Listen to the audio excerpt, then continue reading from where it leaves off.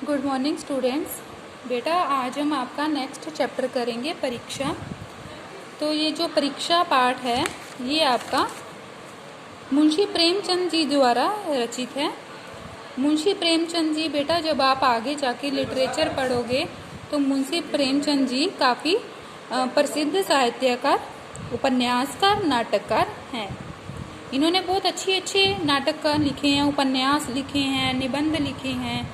मतलब इनके प्रेरणा वाले होते हैं, मतलब एक प्रेरणा देते हैं इनके लिखी हुई रचना। तो चलो अब हम स्टार्ट करते हैं। तो इस पाठ में बेटा बताया गया है कि एक रियासत देवगढ़ के एक दीवान होते हैं, सुजान सिंह होते हैं। वो बूढ़े हो चुके होते हैं तो उनका मन होता है कि अब मैं दीवान का पद नहीं संभाल पाऊंगा। तो वो अपना राजा को कहते हैं कि अब मैं नहीं संभाल पाऊंगा, तो मुझे इस नौकरी से जैसे अब नहीं करनी है मेरे को। तो राजा मतलब राजा के ये बहुत अच्छे दीवान होते हैं, इनको बहुत विश्वास पात्र होती हैं ये राजा के। तो उनको होता है कि वो ना छोड़ें, परंतु जब वो ज़्यादा ही विनती करते हैं दीवान तो राजा को उनकी बात माननी पड़ती है। फिर राजा ये कहते हैं कि चलो मैं आप ही को ये ड्यूटी देता हूँ कि आप ही दीवान का पद के लिए आप कोई अच्छा सुयोग्य व्यक्ति ढूंढोगे। तो फिर क्या होता है, जैसे कंपटीशन नहीं होते तो कंपटीशन को क्या बोलते हैं हिंदी में, प्रतियोगिता उसकी रखी जाती है, कंपटीशन रखा जाता है। तो काफ़ी विज्ञापन दिए जाते हैं कि यहाँ पर दीवान की पद के लिए फिर दूर दूर से लोग आते हैं, कोई पंजाब से आता है, कोई मद्रास से आता है, अलग अलग तरह के आते हैं। तो उनमें किसी को हुक्का पीने की आदत होती है, कोई नौकरों के साथ ऐसे बात करता है, यहाँ पर तमीज़ से करने लग जाता है अपने आप को, मतलब सुपीरियर दिखाने के लिए।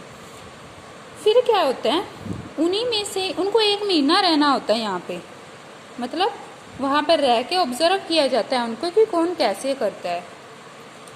फिर क्या होता है, उन्हीं में से एक युवक का होता है कि चलो आज हॉकी खेलते हैं।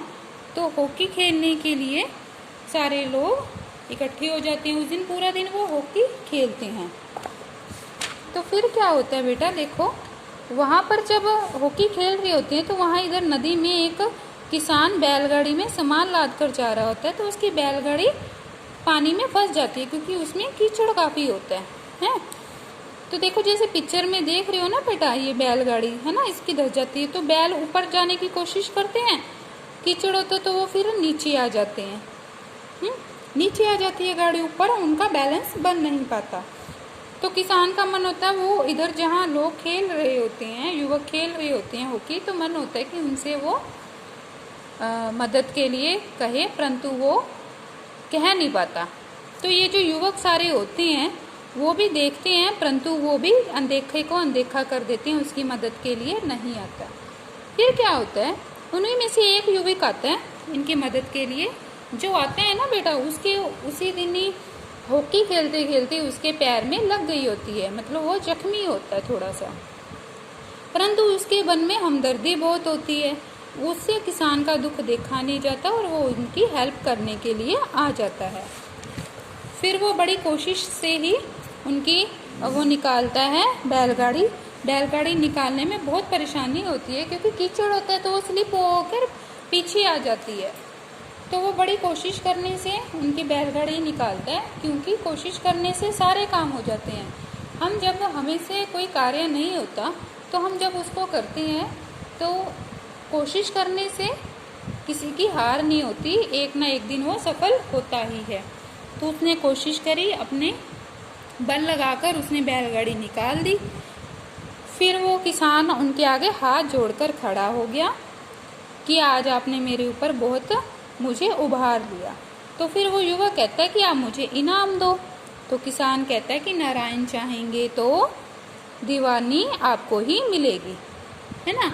तो जब वो ये आशीर्वाद देता है तो किसान हैरान हो जाता वो युवक हैरान हो जाता है कि इन्होंने मेरे को ये आशीर्वाद क्यों दिया, क्योंकि उनको ये लगता है कि कहीं यही तो दीवान नहीं है। तो उनको ये पहले से बात कैसे पता थी कि उन्होंने मेरे को ये आशीर्वाद दिया, परंतु वो होते वही हैं। फिर जब इनके रिजल्ट का 1 महीना पूरा हो जाता है, रिजल्ट की अनाउंसमेंट होती है, बताते हैं जिस दिन नाम उनका बताना होता है कि किसको नियुक्त किया गया दीवान के पद के लिए। सभी को बड़ी उत्सुकता होती है ना। तो फिर क्या होता है, तब राजा कहते हैं कि हमें ऐसे व्यक्ति की आवश्यकता थी जिसके हृदय में दया और साथ ही साथ आत्मबल भी हो। तो वो किसमें थे, उन युवकों में से जिसने किसान की मदद की थी, है ना।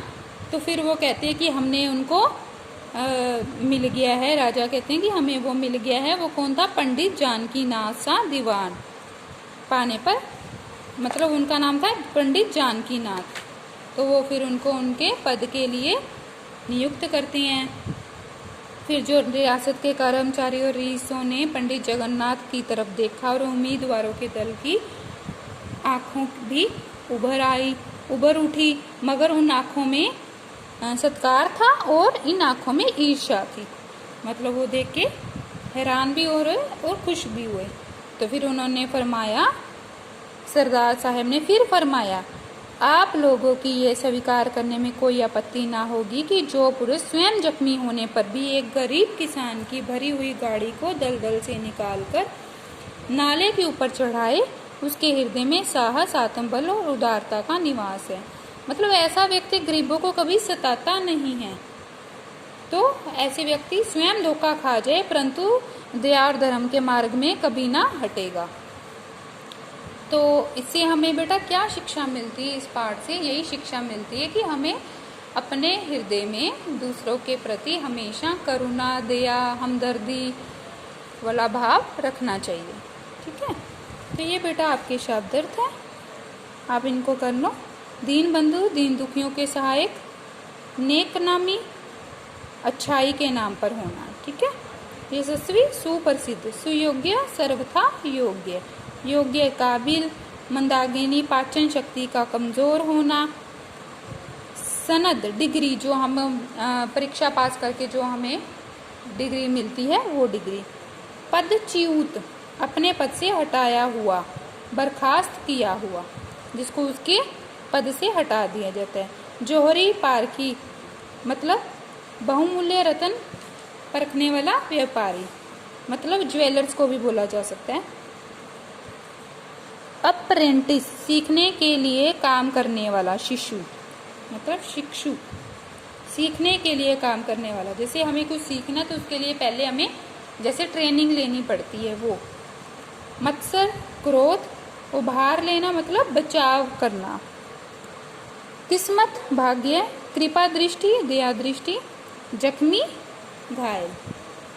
तो आज हम बेटा इतना ही करेंगे, बाकी का नेक्स्ट डे करेंगे। Okay, thank you.